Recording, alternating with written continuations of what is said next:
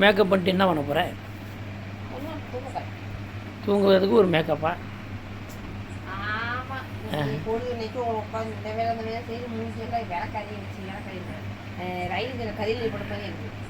அப்படியா இருக்குது? உடனே பொம்பளை எப்படி தான் மேக்கப் பண்ணுறீங்க அடிப்பு வரைக்கும் தொடக்கூடாது. நல்லா தூங்கணும்னு எப்படி தான் இருக்கணும்.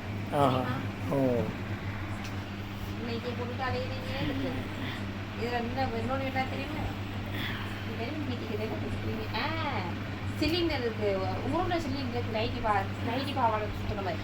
ஓ சரி சரி. பார்த்துக்குங்க மக்களே, இப்படி தான் டெய்லி வீட்டில் நடந்துட்டு இருக்கு சம்பவம். பார்த்துக்கங்க, அதனால வீடியோ எடுத்து போட்டுருக்கேன் பாருங்கள்.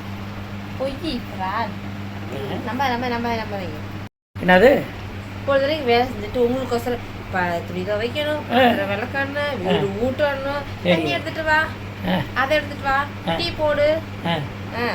பேச நான் ஒரு கலெக்டர் வேலை ஒன்று வாங்கி தரேன், அதை செய்கிறீங்களா? அந்த அளவுக்கு கவர்மெண்ட் வேலை கொடுக்கல. சரி நைட் நேரத்தில் அட்லீஸ்ட் மூஞ்ச கழுவி ஒரு ஃபேஸ் வாஷ் பண்ணி. இல்லை நான் இவர்கிட்ட நம்ம பாரத நம்ம நரேந்திர மோடிக்கிட்ட சீஃப் செக்ரட்டரியாக வாங்கி தரேன், ஜாயின் பண்ணிக்கிறியா? அந்த அளவுக்குலாம் கவர்மெண்ட் யாருக்கு ஃப்ரீ அட்வைஸ் கொடுக்கல.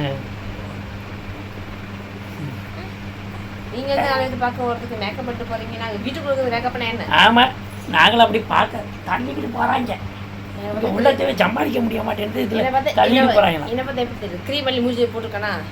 க்ரீம் அள்ளி பார்த்துக்குங்க மக்களை, பாருங்க யாரா உறுத்துறாவுது இந்த மூஞ்சி க்ரீம் இருக்கா? இதா சொல்லுங்க. இல்லைங்க மேக்கப் என்ன வாழுது, ஸ்கின்னு இதாவது அப்பெல்லாம் பார்த்தா கல்யாணம் நம்ம தான் கல்யாணம் பண்ணக்கூடாது.